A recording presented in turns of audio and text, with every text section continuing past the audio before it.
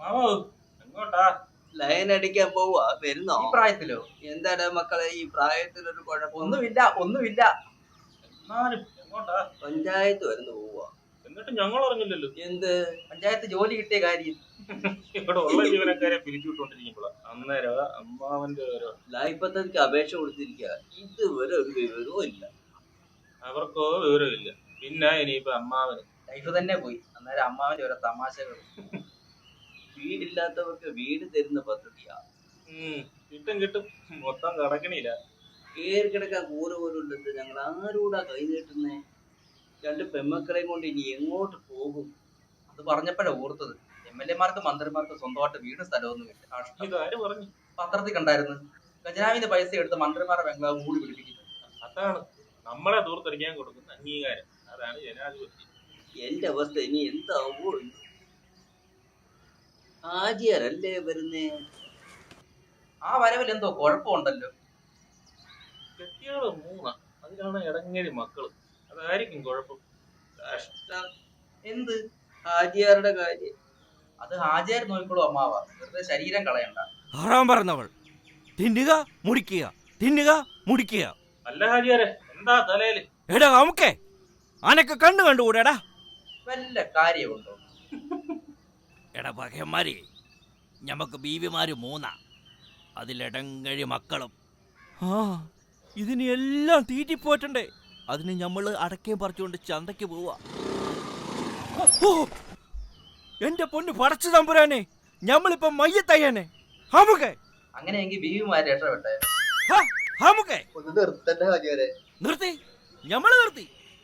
ഞമ്മടെ ആദ്യത്തെ ബീവിയില് 6 മക്കൾ, രണ്ടാമത്തെ ബീവിയില് 5 പെൺമക്കൾ, മൂന്നാമത്തെ ബീവിയില് ഒറ്റ പ്രസവത്തില് 6 മക്കൾ.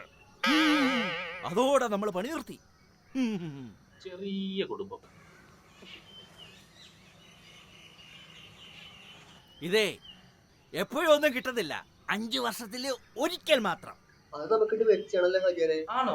തോന്നിയാ തെറ്റില്ല. പിന്നെ അല്ലാതെ പരമോ ഇങ്ങോട്ടിട്ട് ഉണ്ടാക്കാൻ നിൽക്കല്ലേ. അതാണ് പണി തരും. പുറത്തിറങ്ങി നടക്കാൻ പറ്റത്തില്ല. നിറവേ, ഈ തൊഴിലിന്റെ അർത്ഥം എന്താ? എന്റെ ഭാര്യ പെൻഷനാവുന്ന കാശുണ്ടേ എന്റെ മക്കൾക്ക് ഒരു IT കമ്പനി ഇട്ട് കൊടുക്കണം. കറക്ക് കമ്പനിയാണോ? അല്ലാതെ നമ്മുടെ നാട്ടിൽ പെൻഷൻ മേടിക്കുന്ന 1000-കണക്കിന് ആൾക്കാരുണ്ട്.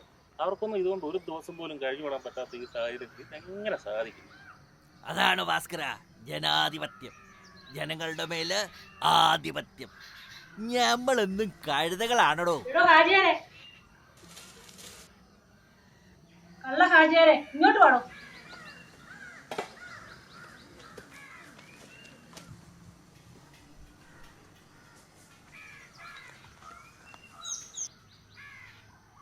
ഞമ്മക്ക് പെരുത്ത് വരുന്നുണ്ട് മേരിക്കുട്ടിയെ. മേരിക്കുട്ടി കലിപ്പിലാണല്ലോ. ആ വരവ് പോലിട്ട് ഹാജിയാരുടെ കാര്യം തീരുമാനമായ മട്ടാണ്. മേരിക്കുട്ടിക്ക് എന്നെ കാണുമ്പോൾ ചൊറിഞ്ഞു വരും. നേതാവ് ഇടക്കിടയ്ക്ക് പോയി ചൊറിയാറുണ്ടല്ലേ? പിന്നെ ചൊറിയാൻ പറ്റിയൊരു സാധനം. ചൊറിയുമ്പോ അറിയാം മേരിക്കുട്ടിയുടെ തനി ഗുണം. ഇനി ഇവിടെ നിന്ന് എന്റെ സമയം പോകും. ഞാൻ പോണു.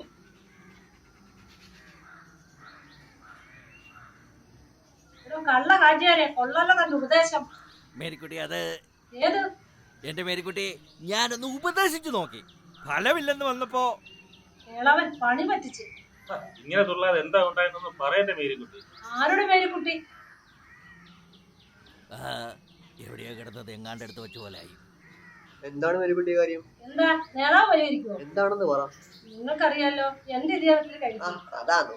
അല്ല നേതാവേ, ചെറുതായിട്ട് മോഷണം. ഇത്തിരി കള്ളുകുടിയും മോഷണം ഉണ്ടെന്ന് കരുതി എന്റെ ഇരിയാൻ പാവമാ. ഇരിയാനും ഉപദേശിക്കാമെന്ന് പറഞ്ഞു കൊണ്ടുപോയ മനുഷ്യനാ. എന്നിട്ട് എനിക്ക് ചൊറിഞ്ഞു വരുന്നുണ്ട്. അതെ, വയറ്റിന് കൊടുക്കേണ്ടത് വയറ്റിന് തന്നെ കൊടുത്തു അല്ലേ മേരിക്കുട്ടി? ആർക്ക്? എടോ ഹാജിയാരെ. അയ്യോ അതല്ല, ഞാൻ മേരിക്കുട്ടിയുടെ കെട്ടിയവനെ ഒന്ന് ഉപദേശിച്ചു നോക്കിയതാ. നാട്ടുകാരോട് അടയ്ക്കാമറത്താണോടോ ഉപദേശിച്ച് കേൾക്കുന്നത്?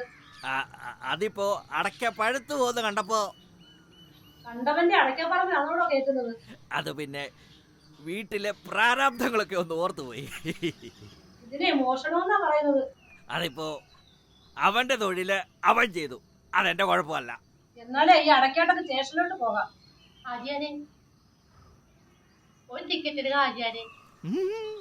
ഹാജിയാർക്ക് 1 ലോട്ടറി അടിച്ച് കിടക്കുക. അപ്പോഴാ ഇനി പുതിയത്. മേരിക്കുട്ടിയെ, അനിയത്തി എന്നാ ലോട്ടറി കച്ചവടത്തിൽ ഇറങ്ങിയത്? നമ്മളെ പോലുള്ളവരെ കുത്തുവാള എടുപ്പിക്കാനുണ്ടല്ലോ ചില. കുട്ടിയുടെ ജോലിക്കാര്യം എത്രമെന്ന് ശരിയാക്കും, അതുപോലെ ശരിയാകും.